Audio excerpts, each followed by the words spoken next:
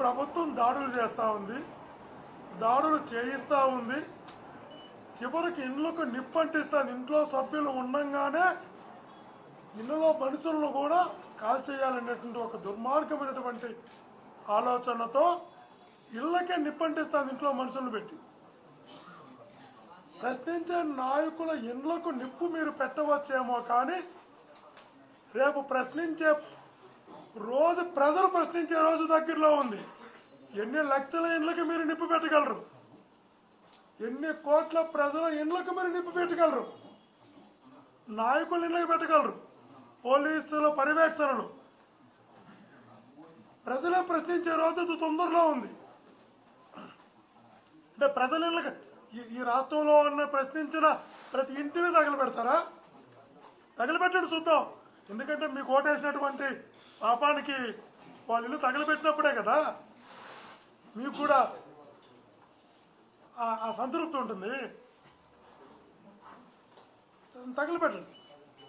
నేను చెప్తున్నా కదా, ప్రశ్నించే రోజు రోడ్డుపైకి వచ్చి ప్రజలు అతి తొందరలో ఉంది. ఎన్ని లక్షల ప్రజల ఇండ్లను తగలబెట్టగలరో ప్రజలు కూడా చూడడానికి సిద్ధంగా ఉన్నారు.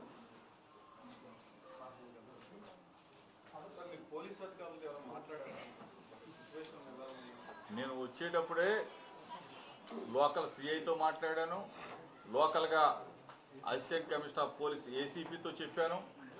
చెప్పి ఈ విధంగా ఉంది, ఈ విధంగా వార్తలు వస్తూ ఉన్నాయి, దాన్ని మీరు సరైన రక్షణ కల్పించండి అని చెప్పడం కూడా జరిగింది. అయినా సరే పోలీస్ అధికారులకి పైనుంచి ఆజ్ఞలు వచ్చాయని చెప్పారు.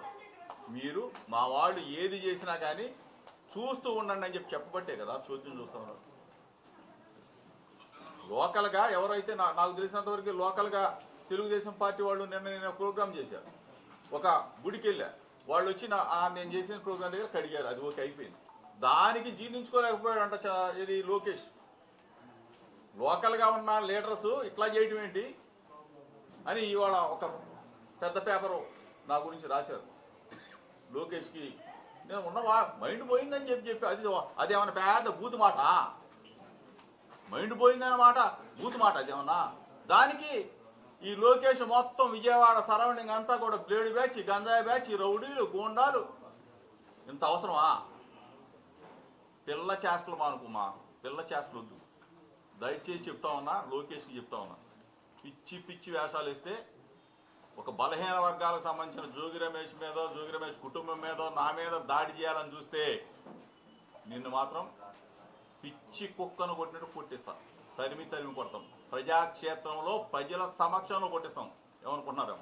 ఊరుకుంటాం అనుకుంటున్నారా? బలహీన వర్గాలు బీసీలు అంటే మీకేమన్నా అడ్డగోలుగా కనపడతా ఉన్నావా? మర్యాద ఇదిగో పోలీసులు కొడతా ఉన్నారు. చూడండి ఒకసారి. మళ్ళీ వచ్చారా? ఎందుకు చేతగాని ముఖ్యమంత్రి, ఎందుకు ఫేక్ ముఖ్యమంత్రి, ఎందుకు చంద్రబాబు నాయుడు రాజీనామా చేసి దొబ్బేక